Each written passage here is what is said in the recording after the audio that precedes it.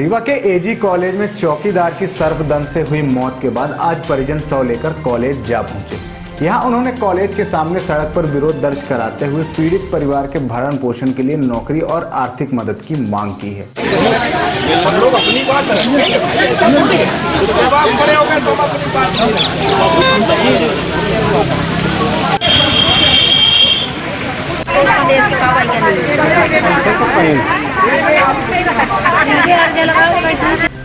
हालांकि कॉलेज प्रबंधन ने पीड़ित परिवार से मुलाकात करते हुए न सिर्फ चौकीदार की मौत पर शोक संवेदना व्यक्त की, बल्कि नियमानुसार महीने में 20 दिन काम पर रखने का आश्वासन देते हुए अंतिम संस्कार के लिए सहायता राशि भी प्रदान की है। फिलहाल कॉलेज प्रबंधन द्वारा दिए गए आश्वासन के बाद परिजन शांत हुए और शव लेकर घर की ओर रवाना हो गए।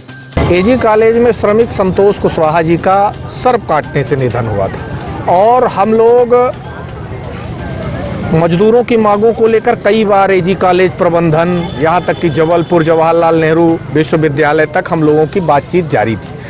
अब स्थिति ये है कि ये रात को ड्यूटी करते हैं अकेले, इनको गमबूट नहीं दिया जाता, इनके लिए एक चबूतरा बना होना चाहिए, टार्च होनी चाहिए। लेकिन जिस दिन अपना भाई संतोष कुशवाहा को सर्प ने काटा, वो भर्ती हो गया, ठीक उसके अगले दिन आप गमबूट दे रहे हैं। वो उसका निधन हो गया जहरीले सर्प के काटने से। आज जब पीएम हुआ तो हम लोगों ने ये कहा कि भाई इनकी जो धर्म पत्नी है, अब कोई भी घर का जिम्मेदार आदमी इस दुनिया से चला जाएगा तो रोजगार नहीं होगा तो कैसे करेंगे। हम लोगों ने प्रशासन से कहा कि आप एक लिखित में आश्वासन दे दीजिए।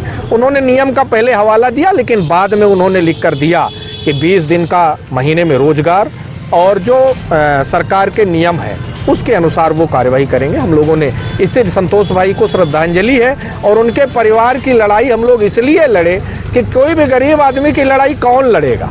गरीब आदमी रोड पर संघर्ष करे, गरीब आदमी सड़क पर संघर्ष करे, गरीब आदमी को ही दुख, गरीब आदमी को ही सर्प काटे, गरीब आदमी को ही मारपीट हो। इसलिए गरीब के साथ तो मजदूरों के साथ हम सबको चलना है और तमाम मजदूर साथी, हमारी बहनें, बहादुर बहनें, साथी सब थे।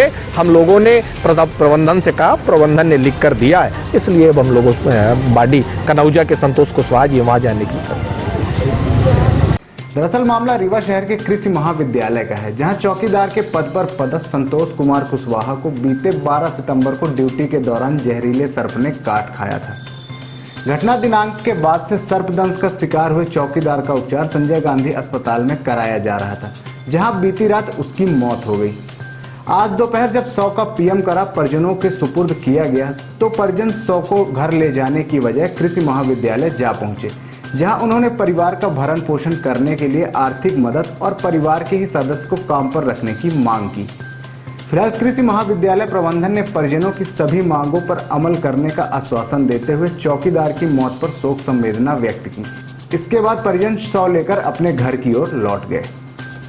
दम से आपके यहाँ एक कर्मचारी की मौत हुई है, परिजन बॉडी रख दिए थे रास्ते में, क्या? कृषि महाविद्यालय रीवा में अखिल भारतीय धान अनुसंधान परियोजना है, जहाँ पर संतोष कुमार कुशवाहा रात्रि में चौकीदारी कर रहे थे, ड्यूटी कर रहे थे अपने कार्य में, और उसी समय रात को ये सूचना मिली सुबह कि इनको सर्पदंश की शिकायत हुई है। तुरंत अस्पताल ले जाया गया और उनको वैक्सीन लगी, वहाँ लगातार इनका ट्रीटमेंट चलता रहा और पर स्वास्थ्य में बहुत सुधार नहीं हुआ। लगभग 12 तारीख की रात की घटना है और ये कल रात को इनका दुखद निधन हो गया है।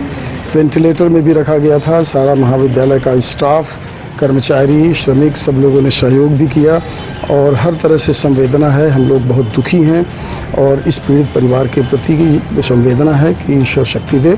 और ये ऐसी सामयिक घटना घटी है जिससे कि हमारा पूरा महाविद्यालय परिवार द्रवित है और दुखी है।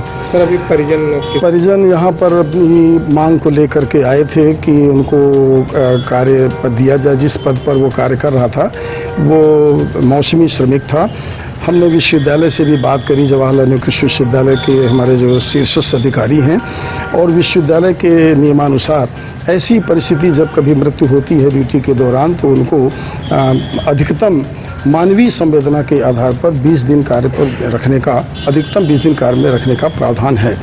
हमने विश्वविद्यालय भी सूचित कर दिया है, अनुमति भी मांग ली है और ये जो बॉडी लेकर के हमारे श्रमिक भाई आए थे उनको भी हमने लिखित रूप से उनको ये दिया है कि विश्वविद्यालय के नियमानुसार उसको कार्य पर रखा जाएगा, उसके परिवार के भरण पोषण पालन के लिए और उनके लिए इस तरह के जो प्रावधान है विश्वविद्यालय का उसके तहत उसको कार्य दिया जाएगा।